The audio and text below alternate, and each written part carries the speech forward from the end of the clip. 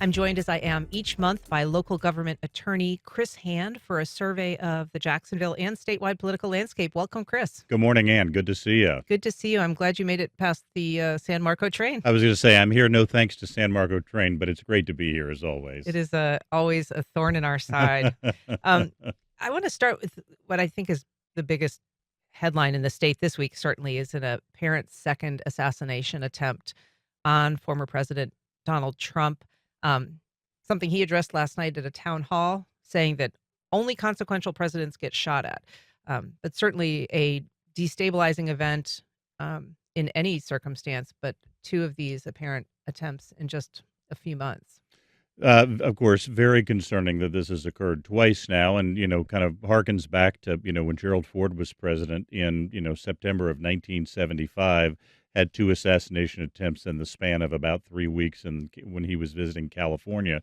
So again, this is sort of similar to that, and I think obviously there are very justified calls for further investigation. Obviously, there's already an investigation going on of the assassination attempt that occurred in Butler, Pennsylvania, back during the summer. Now, obviously, looking into what happened just outside the Trump International Golf Course in Palm Beach County. As we know, the federal government has jurisdiction over that investigation. They have a suspect. He's, at the moment charged with certain federal gun crimes. Those charges could be escalated. The Palm Beach County State Attorney, Dave Ehrenberg, has said that the federal government has asserted jurisdiction. So the investigation and the prosecution of that assassin will begin at the federal level. There's also been some talk about a separate state investigation that Governor Ron DeSantis has talked about, but this will start as a federal crime. And I mean, nothing can be apolitical anymore, but certainly having the governor weigh in, calling for an investigation, his claim founded on his belief that the Justice Department, which has been investigating the president, can't fairly investigate this assassination attempt. Well, the Justice Department is a large organization that has, a variety of different arms. There's the part that deals with the, current investigations and indictments of former President Trump has nothing to do with the one that is investigating this assassination attempt that's going to be prosecuting this would-be assassin as well here. Again, these are federal crimes, and the investigation, the prosecution will start at the federal level. As we know, there are a variety of crimes at times that have both federal and state implications. There could be multiple prosecutions here, but in a case like this, where it involves a former president of the United States under Secret Service protection, where the Secret Service was the initial law enforcement agency dealing with this, federal government has asserted jurisdiction, so they will go first. Whether or not the state then has a subsequent investigation and prosecution remains to be seen. We're talking to Chris Hand. He is a Jacksonville attorney, a local government and state and local government expert. And you can join our conversation. You can call us at 904-549-2937, or you can email questions or comments to First Coast Connect at wjct.org. I want to move on to talk about the main contests in November. Obviously, we've got presidential, Senate races, but there are these 6 constitutional amendments on the ballot in Florida, some of them even drawing national attention. Which ones are you watching most closely? And let's talk about them. Well, I encourage citizens to review all of the amendments on the ballot. These are matters that could, affect our lives in one way or the other. But the three that are getting the most attention and will through Election Day, and are Amendments 1, 3, and 4. Amendment 1, back in 1998, Florida voters very strongly said that they wanted school board races in the state to be nonpartisan, not to have candidates to have D or R or NPA after their last name on the ballot. There's a proposed constitutional amendment on the ballot, Amendment 1, that would reverse that decision and make school board races partisan again. So that Remind us why citizens voted to strip partisan identifiers from school board races in the first place. Well, I think the idea at the time was that folks didn't want partisan politics inserting themselves into the process and the issues involved in educating kids. The idea being that that was something that shouldn't be about Democrats or Republicans. There was a common purpose there to educate our young people. Now, obviously we're in a very different time. We've seen in the last several years how school board races have become politicized across the state of Florida. whether that's in 2022 with a series of endorsements that Governor DeSantis made and his active involvement in that race. Obviously, more of that in 2024, albeit with some different results. So there's been an effort now to, draw clear partisan lines through this proposed amendment in Amendment 1. Now, remember, with constitutional amendments in Florida, it is not a simple majority that you need to pass them. It is 60% plus one. So it's a supermajority. For that reason, I think there's some doubt as to whether Amendment 1 can actually cross that threshold. Again, given it's not been that long, just 25 years now, since voters last said that they wanted to have school board races be nonpartisan. All right. So you're watching Amendment 1 on restoring partisan labels to school board candidates in races. Amendment 3. Amendment 3 is obviously would make a small amounts of recreational marijuana legal in the state of Florida, joining a number of states that have done that as well. This amendment has attracted lots of national attention and somewhat of an unusual and unlikely political coalition as well. It's not often that you see both the Florida Democratic Party and former President Donald Trump both saying that they will support Amendment 3, which is, again, the legalization of that small amount of marijuana. It's being opposed very vehemently by Governor Ron DeSantis and some others who are aligned with him. Again, the key question being, will it reach that 60% plus one threshold in November? And we've seen local officials weighing in on that as well. Mayor Donna Deegan saying she supports it. Sheriff TK Waters saying he really strongly opposes it. That's correct. I mean, and again, we're seeing some of that division, but also some interesting coalitions being built on this amendment as well. There is a ton of money, both pro and con.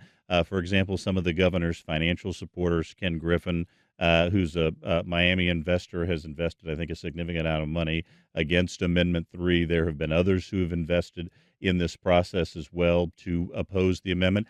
Large amounts of money coming in as well. Obviously, at this point, given the way cannabis has developed as a business, both in Florida from a medical marijuana standpoint and across the country, there's now a very significant corporate infrastructure that supplies marijuana, cannabis to people who are looking for it. So those companies, particularly one called Trulieve, have made significant investments in favor of Amendment 3. So it's an interesting battle with a lot of money coming in. We'll have to see if it can reach that supermajority threshold in November.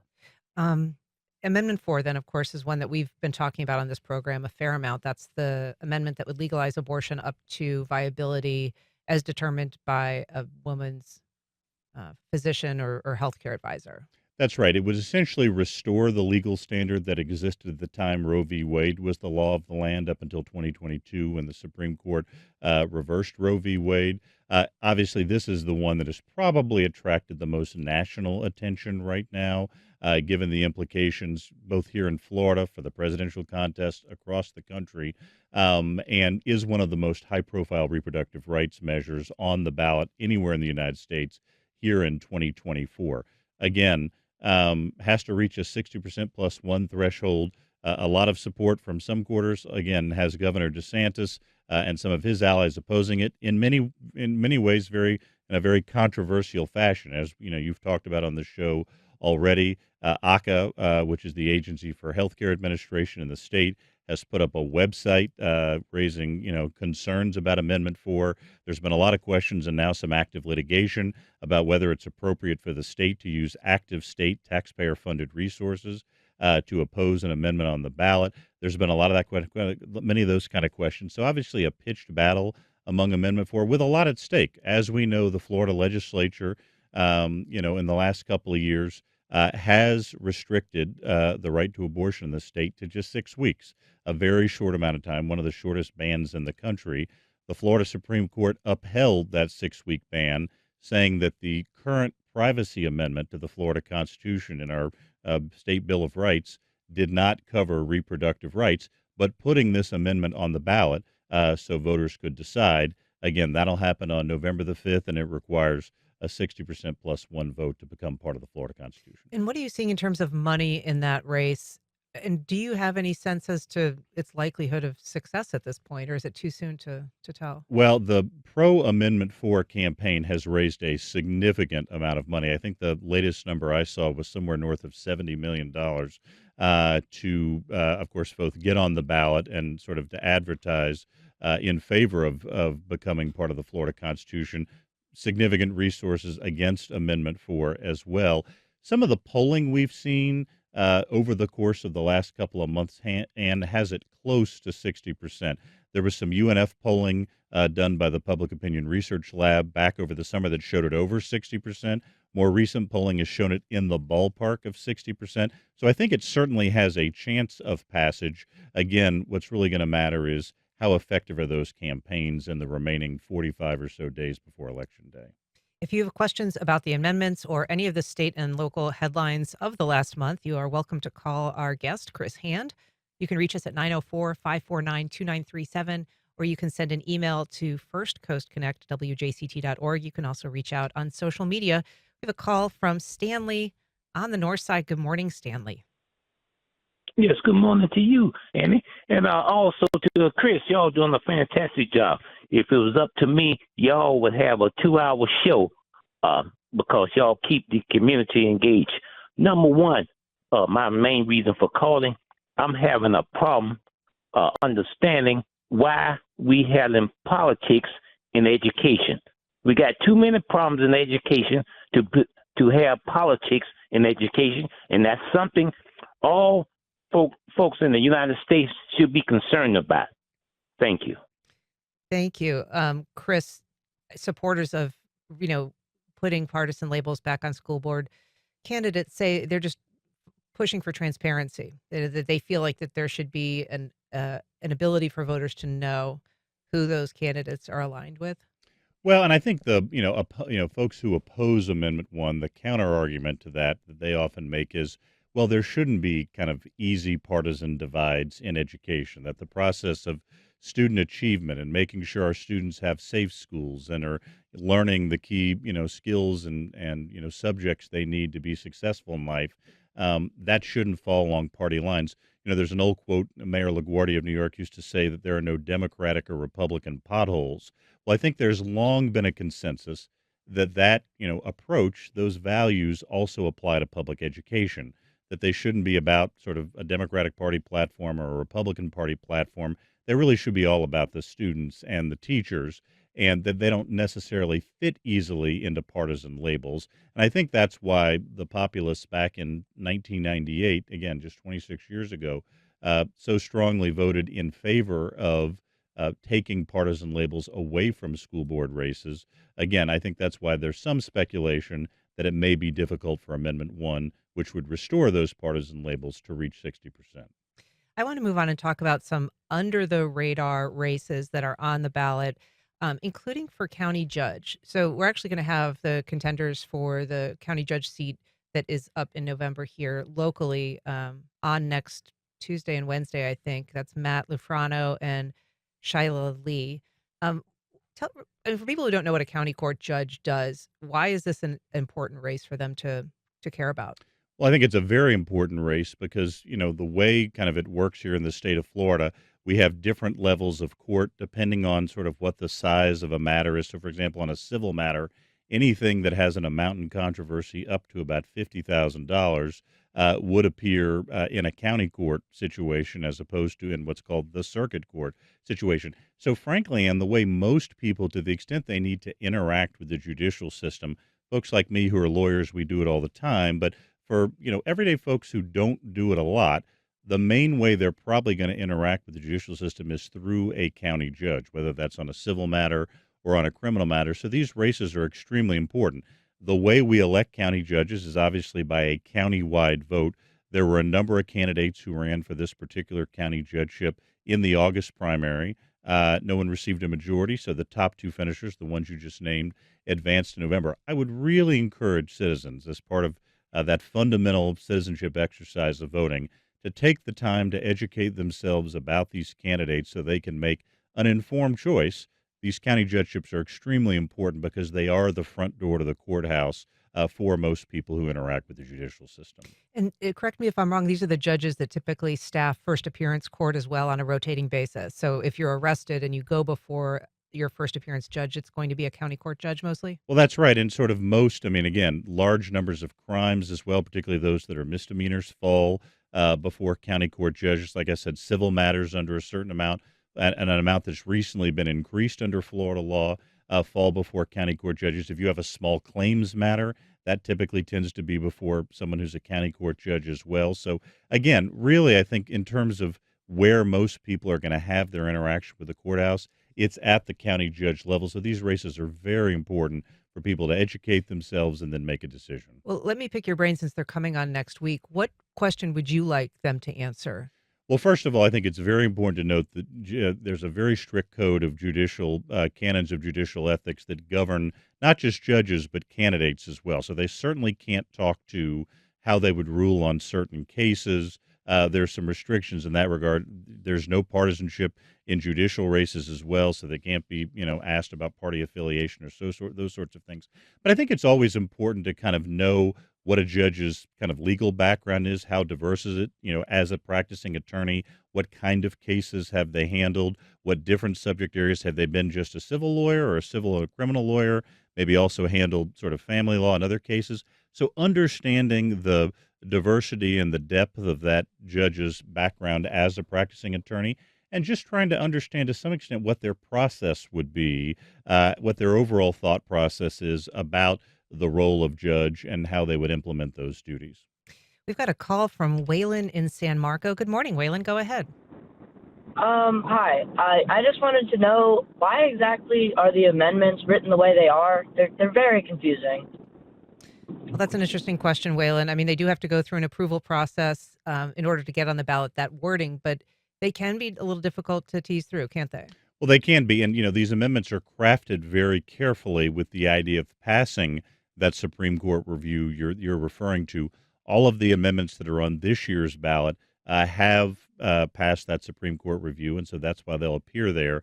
This is not the first time I've heard this concern from a voter, and I think that's obviously very valid. I think, and then another reason that citizens need to really take the time to educate themselves about these 6 amendments on the ballot and know what's in them before they go, and maybe not have the ballot be the first time that one is kind of analyzing a potential amendment to decide whether it should be part of the Constitution. And obviously, they should be doing their research before they get into before they cast their ballot, whether it's early voting No question. or on election day. And I'll plug our Jax Today voter guide because they do great work in terms of candidate interviews and all of that for people to prepare for their voting. I want to take a message here. I'm sorry. It's Ed from Facebook. He says on the marijuana amendment, interestingly, I know friends who have the medical marijuana card who are against it, the amendment, because they think it will cause a high demand and a shortage of the product and that they'll see price increases in the stores where they purchase the product. Yeah, this is why it's been such an interesting amendment to track, because the coalitions, both for and against, have been not necessarily what one would expect. I saw, for example, at one point that folks who were involved in growing hemp in the state of Florida had some concerns about the amendment as well. So it's an interesting dynamic in that some groups or individuals who one might think might be natural supporters of Amendment 3 have in some cases expressed concern or opposition. Others who in years past would have been strong opponents now seem to be strong supporters. We mentioned earlier former President Trump, but a variety of other kind of officials in the state that, again, I think in years past probably wouldn't have been supporters have now moved into the pro Amendment 3 camp. So it's a fascinating amendment. They say that politics makes for strange bedfellows, and I think Amendment 3 is perfect evidence of that.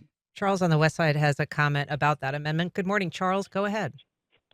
Good morning. I went and got my cannabis card yesterday because I feel like Amendment 3 is going to pass, but much like the voting rights bill, I could see the legislature already angling for restrictions on the amount of THC, and just the process was going to be probably interminably long. So I went ahead and got my card yesterday because I didn't trust the Republican legislature. Thanks, Charles. What is the likelihood that there will be challenges at the legislative level or court challenges if this were to pass? I would say the likelihood is somewhere in the ballpark of 100%. Because we've seen this in amendment after amendment in recent years. Look, when obviously it took a couple of tries for Florida to pass the right to medical marijuana. There was a statutory scheme that came along with that. There were judicial challenges, a variety of administrative challenges that came along with that in terms of, for example, how licenses were going to be distributed. There were cases that lasted for years. And we've seen this in other recent amendments as well. For example, the right to restored voting for formerly convicted felons. That was something that people voted on, put into the Florida Constitution, and then went through a legislative process that had some advocates concerned about, whether that diluted the impact of what voters had. So I think there's no question as there's my former boss and co-author and mentor Bob Graham used to say, there are no permanent victories or defeats in politics, and really the passage of these amendments is just another step in the process. There's a statutory process, a regulatory process, and most likely a judicial process that will follow this if they pass in an effort to implement them.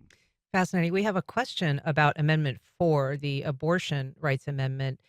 Ross emailed, it says, Amendment 4 says, parents must be, quote, notified before a minor obtains an abortion. Does that mean parents must consent or simply be notified? Additionally, the amendment allows post-viability abortion to, quote, protect the woman's health as determined by the healthcare provider.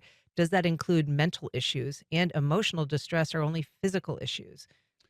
So the issue of notification versus consent, there is a clear distinction between those two. Even in the Roe v. Wade era, there were states that had parental notification requirements and those that actually had parental, consent requirements as well. So there is a distinction between those two concepts. I'll have to look and see whether typically the health of the mother has been focused on physical health issues. I'll have to see, whether based on the language or whether there's been any writing about whether or not that also includes, the important issue of mental health as well.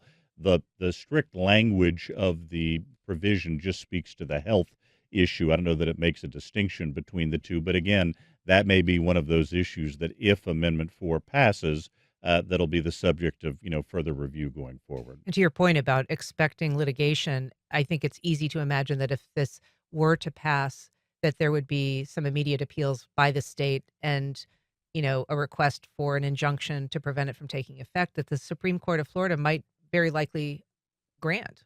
Well, we'll have to see. Look, that would be very much in keeping with the strategy. This has been something really unprecedented here in Florida and at least in recent years to see this level of sort of aggressive state activity against Amendment 4. Of course, that includes not only the website we talked about earlier, but some involvement by state law enforcement in this matter, kind of investigating the ballot, the petitions that were signed to put Amendment 4 on the ballot. So, And the financial statement that accompanies correct, right, that there was an effort to sort of put on the ballot that this might actually cost taxpayers money. So a lot of that's been very controversial, and I think you're exactly right. To the extent the best predictor of future performance is past performance, it kind of gives us a sense that even if Amendment 4 passes, there may well be an effort after the fact to potentially, try to prevent it from becoming part of the Constitution. We've got a call from Sally in Springfield. Go ahead, Sally. Hey, good morning. Thanks for this great program today. Could you list a few websites that we can go to for the amendment research? They really are hard to understand sometimes. Chris, where do you advise people to do their research? I already plugged Jax today. Well, that's an excellent source right there, and I think there's a variety of. I mean, Jacksonville Today is an excellent place to look. I think there are a variety of other media resources that you ought to look out there that have built sort of similar platforms to what Jax Today is. Another station I'm affiliated with, WJXT TV, has an election website here in town. The Tributary is a news organization here in town that's done a lot to provide voter information. I think it's also worth, again, even though these are obviously not objective, I think it's worth going to if you're undecided and trying to make a decision, going to both the pro and con websites of the campaigns to see what they have to say about it as well. Again, that's not going to be, kind of have objective information like a news media website was, but I think it's helpful to kind of see what's being said for and against that. Really take every step you can to make sure you understand kind of what's in these amendments. They're very impactful. They're going to be down the ballot. They're not going to be the first thing that voters see on the ballot. The presidential contest is first, then the U.S. Senate contest, and then U.S. House contest, and then probably other things. So it's going to be a little bit down the ballot. making it even more important for the caller to do what she's commendably trying to do, is become educated about it before she actually votes. And at a time, you know, editorial boards of state newspapers very often would weigh in, and I would expect that they would in the case of these amendments as well in the coming weeks. Well, I would expect they would, except obviously, as you know, Ann, fewer and fewer newspapers are actually involved in the endorsement business. For example, the Florida Times Union here in Jacksonville, I don't believe they do political endorsements anymore. There are others, including in some cases papers as large, I think, as the New York Times, that have sort of pulled back on their endorsements. So, yes, to the extent there are newspaper editorial boards making endorsements on issues, I think that's another excellent source of information. But there's, fewer of those that are doing that now. We're talking to Chris Hand. He is a local government expert. He joins us once a month to talk about state and local politics. You can join our conversation on air at 904-549-2937, or you can send emails to firstcoastconnect@wjct.org. You can also tag us on social media. We have a call from Julie in St. Augustine. Good morning, Julie. Go ahead. Good morning. I would like him to talk about, nobody's been talking about Amendment 2.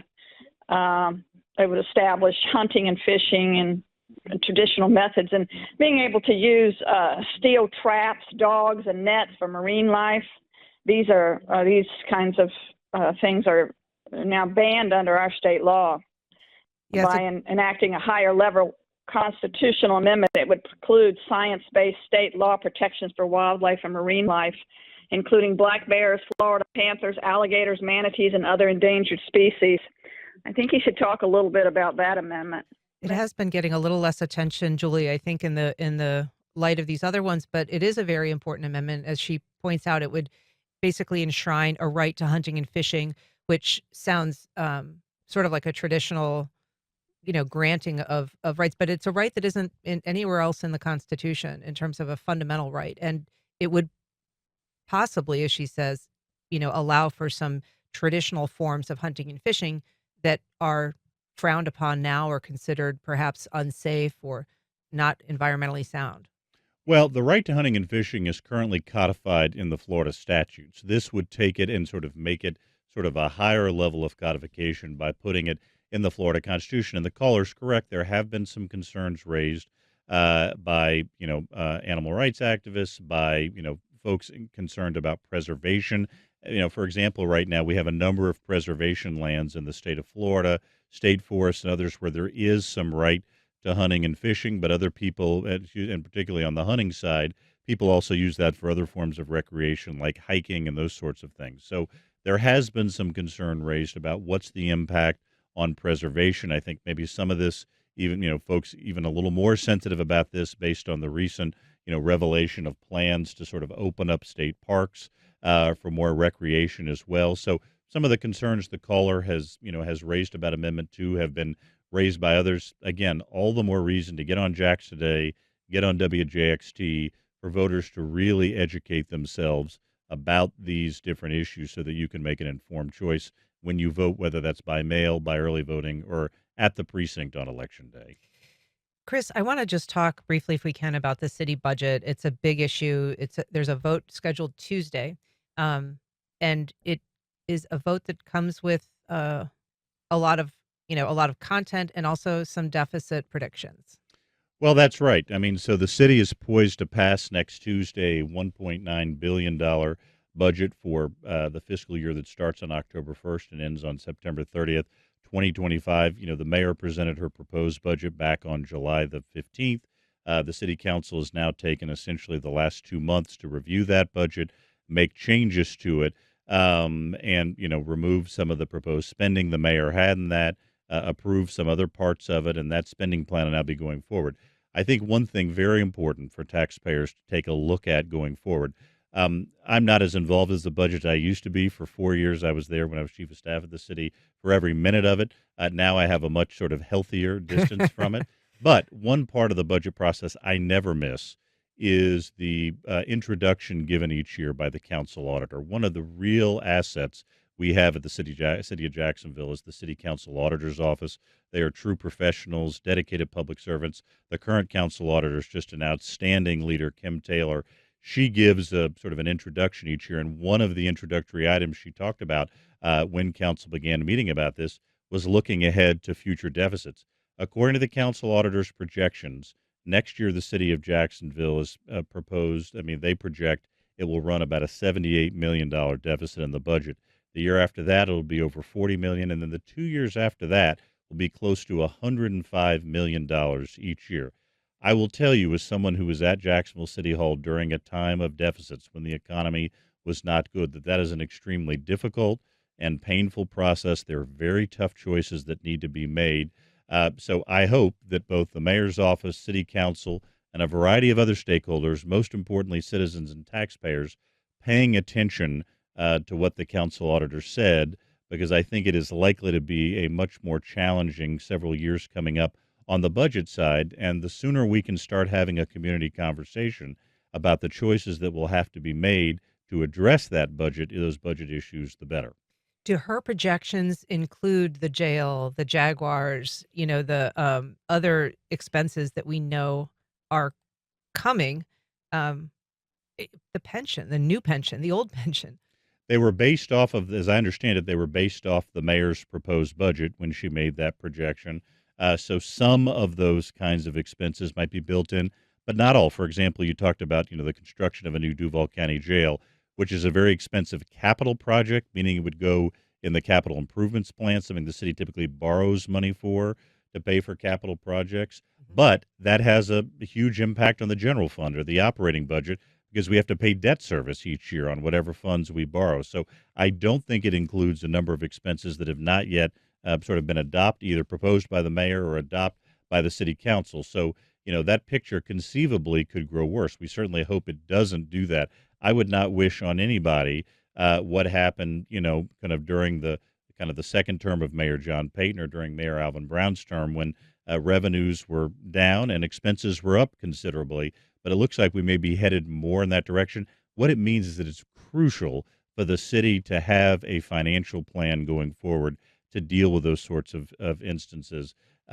That's not something you want to be making decisions on the go. You want to have thought about it in advance, made those choices early so that they can be as less painful as possible. Just got a little bit of time left here, but I want to talk about an event this week that you're a part of, this Jacksonville Business Professionals event. Can you just briefly tell us about it? Absolutely. Jacksonville Business Professionals is a group here in Jacksonville. It's been around for the last several years. It's a collection of business professionals, lawyers, accountants, financial professionals, others who represent business professionals or who may be business professionals themselves or small businesses. And twice a year, the organization has educational gatherings.